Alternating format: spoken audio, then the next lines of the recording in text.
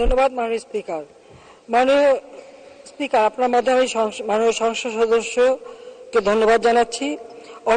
বাংলাদেশ অর্থনৈতিক অঞ্চল কর্তৃপক্ষ বেজার পরিকল্পনা অনুযায়ী 100টি অর্থনৈতিক অঞ্চল আমরা প্রতিষ্ঠিত করব। 100টি অর্থনৈতিক অঞ্চল প্রতিষ্ঠিত হলে প্রত্যক্ষ বা পরোক্ষ পাবে প্রায় 1 কোটি লোকের কর্মসংস্থান সৃষ্টি হবে এবং বছরে অতিরিক্ত 40 বিলিয়ন মার্কিন ডলারের সমপরিমাণ মূল্যের পণ্য সেবা উৎপাদন বা রপ্তানি করা সম্ভব হবে বলে আশা করা হচ্ছে। এর ফলে জনসাধারণের আয় তথা ক্রয় ক্ষমতা বৃদ্ধি পাবে এবং দারিদ্র্য বিমোচনে সহায়ক ভূমিকা রাখবে।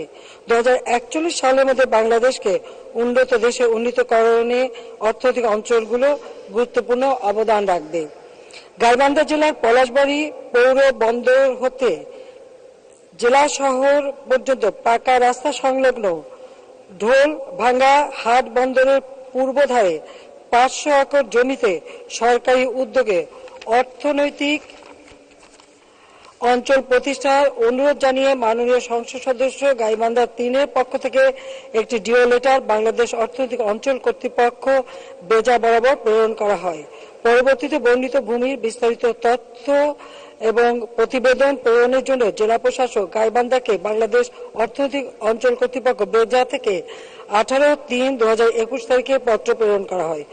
উক্ত পত্রের পরিপ্রেক্ষিতে বর্ণিত জমির বিস্তারিত তথ্য বা প্রতিবেদন সম্বলিত প্রস্তাব জেলা প্রশাসক গাইবান্ধা থেকে 7/11/2022 তারিখে বেজা বরাবর প্রেরণ করা হয়।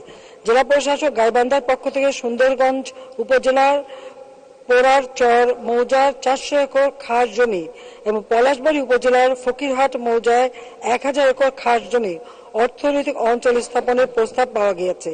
এছাড়াও মহিমাগঞ্জের পুরাতন চিনিকলের পরিত্যক্ত জায়গায়ও জোন গঠন করা যেতে পারে।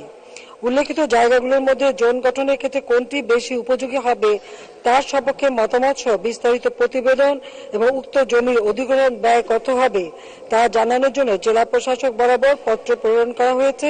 জেলা প্রশাসকের পক্ষ থেকে প্রতিবেদন পাওয়া গেলে প্রস্তাবিত ভূমি এলাকা সরেজমিনে পরিদর্শন করে অর্থনৈতিক অঞ্চল স্থাপনের বিষয়ে পরবর্তী কার্যক্রম গ্রহণ করা হবে। তবে যেটা খাস জমি আমরা সেটাকেই মনে হয় নির্দিষ্ট করতে পারবো। কাজে সব জায়গায় হবে, আমরা এটা প্রত্যেকটা জেলায় কিন্তু আমরা এইভাবে অর্থনৈতিক অঞ্চল করে দিচ্ছি। ধন্যবাদ মাননীয় স্পিকার।